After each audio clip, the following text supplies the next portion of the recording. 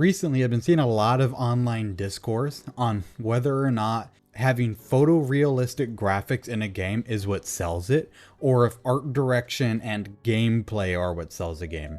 And I also have my own opinions on this. Personally, I believe that having a game with good graphics that are photorealistic do not matter at all. That is a hot take, I understand that, but I have some reasoning behind that. Now let me explain. I personally find that having a good art direction is more important for a game than having quote unquote good graphics. And there are several reasons for this. Number one is that I think art direction lasts longer over time and looks better over time than photorealistic games do.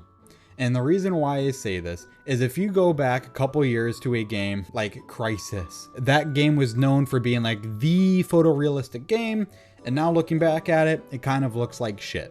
There are a lot of games that do this where having photorealistic graphics over time ages pretty poorly. Take a game with good art direction though, like World of Warcraft or RuneScape or Albion Online, these games have a tendency to look better in the long run than other games do. And that is because their art direction is not solely focused on how good they look. They are able to take more things into account. Like, for example, how lively the world seems. They can put more effort into lighting. They can make it more atmospheric. They can really narrow their scope of the game down to make it unique. Meanwhile, a lot of these games that look photorealistic don't really have a character beyond, oh, it looks pretty.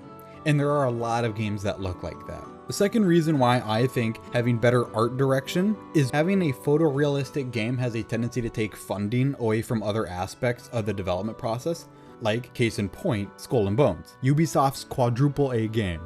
While it looks alright, it severely lacks in the gameplay department. And I'll pull up a video here for you guys to see if I remember to, where like trying to get resources for your ship is literally just a button clicking game where you wait for a small little line to enter an area and then you just click it and then oh, you've harvested your resources. This comes into like pretty stark contrast of other games that came out a couple years previously, like Black Flag, where you were able to like actually leave the boat and go onto these islands, where in Skull and Bones you're not able to do that, which is rather unfortunate. Case in point also, in the same example, if you're a pirate in Skull and Bones, a pretty major aspect is the ability to board other ships. In Skull and Bones, it is just a cutscene.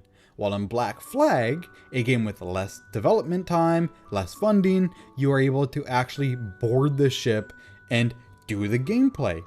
Perform the gameplay of boarding the ship. It's a pretty stark comparison there. And then at the same time as well, with this general trend of indie games coming more into the spotlight, like the games Content Warning and Lethal Company, these games are much smaller in scope. They have a lot lower quality of graphics, but they have a better art direction. They are a lot more unique in how they appear, and their gameplay is much more interesting than simply shooting a cannon off the side of your boat and not able to leave your boat. There are a couple exceptions to this rule though, like Stellar Blade that has come out recently. That game has somehow like found the sweet spot of being able to look photorealistic and have good gameplay. I think that's more of a, I believe that's more of a compliment though to the Dark Souls formula than it is to Blade and Souls, because the Dark Souls formula has kind of been solidified itself as a good gameplay framework to build itself around so that they could spend more time in the photorealistic high graphics department. So they're kind of just able to copy and paste this part onto the shell of a pretty game with pretty girl. But I mean, that's my hot take on that. Let me know what your guys' opinion on this is down below. I'd love to hear what it is. In the meantime, stay safe.